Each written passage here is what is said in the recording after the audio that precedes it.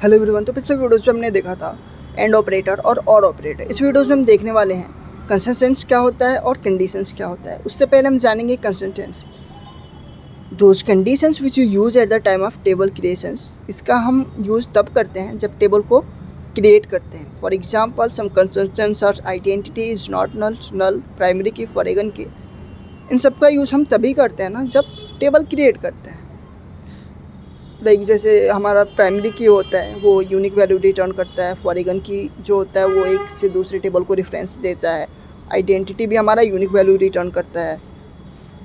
तो ऐसे हम यूज़ करते हैं किसका, कंसिस्टेंस का। और कंडीशंस क्या होता है, कंडीशंस हम तब यूज़ करते हैं, conditions always use select update delete it always use after table creations. Conditions का यूज़ हम तब करते हैं जब हमें सेलेक्ट करके किसी की सैलरी देखनी हो या फिर कोई वैल्यू अपडेट करना हो या फिर कोई वैल्यू डिलीट करना हो, फिर हम इसका यूज़ करेंगे।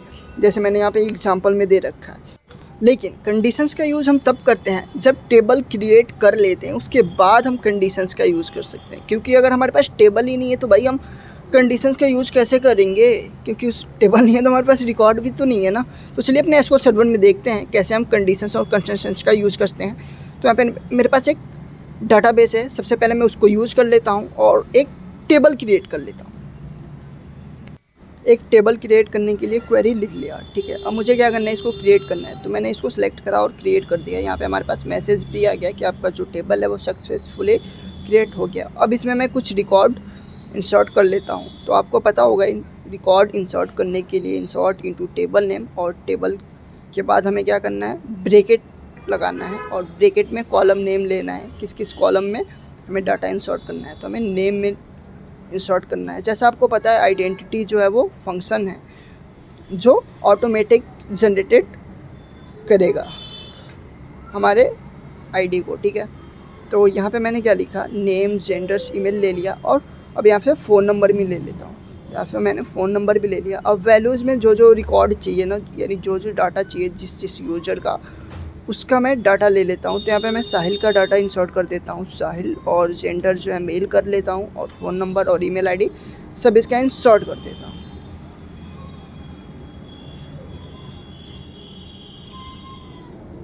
इतना करने के बाद अब मैं इसको क्या करूँगा, इंसर्ट करूँगा तो 1 रो अफेक्टेड आएगा। ये देखो 1 रो अफेक्टेड का मैसेज आ गया, यानी हमारा डाटा जो है वो इंसर्ट हो गया। तो किसी एक और बंदे का जो है डाटा वो हम क्या करते हैं, राज नाम के बंदे का डाटा इंसर्ट कर लेते हैं और उसका फ़ोन नंबर भी चेंज कर देते हैं। जैसा कि आपको हमने बताया था कंसिस्टेंस क्या होता है, इज़ नॉट नल। तो यहाँ पे हमने 2 कंसिस्टेंस का यूज़ करा है। किसका किसका, एक नॉट नल का और एक आइडेंटिटी का। तो ऐसे हम कंसिस्टेंस का यूज़ कर सकते हैं। अब हम किसका यूज़ करेंगे, कंडीशंस का यूज़ करेंगे। तो यहाँ पे मैं 2-4 रिकॉर्ड और ऐड कर लूँगा।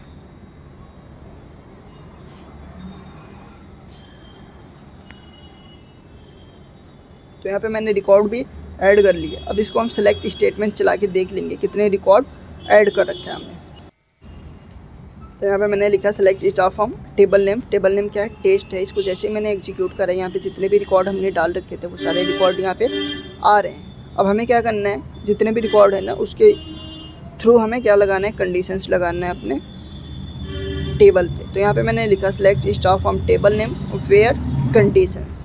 तो लाइक मुझे किसी का नाम देखना है कंडीशंस लगा के। तो कंडीशंस हम तभी लगाते हैं ना जब हमें किसी का नेम देखना है, यानी किसी सिंगल पर्सन का नेम देखना है।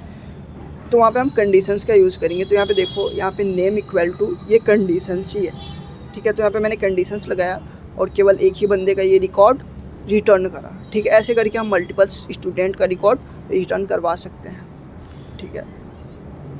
तो जैसा कि आपको पता होगा कि अगर आपको ये देखना है कि केवल यस नाम से कितने स्टूडेंट हैं, तो उसके लिए हम लाइक का यूज़ कर सकते हैं। तो वहाँ पे मैंने एक वीडियोज़ बना रखा है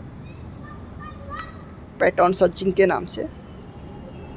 तो यहाँ पे मुझे एक सुमित का नेम देखना है और यहाँ पे एंड का कंडीशंस भी लगाता है। तो यहाँ पे मैंने एंड लगाया और यहाँ पे इसका जो ईमेल आईडी है ना उसको मैं रख लेता हूँ। ईमेल आईडी इक्वल टू इसका देखना है, ईमेल आईडी जो है मैं गलत डालूँगा मैं। तो जैसे ही गलत डालूँगा तो ये रन नहीं होगा, ठीक है। तो यहाँ पे मैं दूसरे किसी का ईमेल आईडी डाल देता हूँ। तो ये जो है ना हमारा वैल्यू रिटर्न नहीं करेगा, क्योंकि आपको पता होगा एंड ऑपरेटर जो होता है वो ना वो करेक्ट वैल्यू रिटर्न करता है, ठीक है। तो यहाँ पे ये जो इसका ईमेल आईडी है वो गलत है तो वो रन नहीं करेगा। और अगर मैं केवल नेम को कंडीशंस लगा के चलाता हूँ तो ये रन करेगा। लेकिन अगर मैं इसका जो ईमेल आईडी करेक्ट है उसको अपने ईमेल आईडी में डाल देता हूँ तो ये प्रॉपरली वर्क करेगा। यहाँ पे देखो वर्क करने लगा ना। तो ऐसे हम कंडीशंस का यूज़ कर सकते हैं और कंसेंट्स का यूज़ कर सकते हैं। अगर आपको सैलरी पे अप्लाई करना है तो हम सैलरी पे भी बता देते हैं कैसे अप्लाई करेंगे। जैसे आपको देखना है कि किसका सैलरी 5000 से एक्स्ट्रा है, किसका कम है, तो उसके लिए हम यहाँ पे कंडीशंस लगाएंगे वेयर सैलरी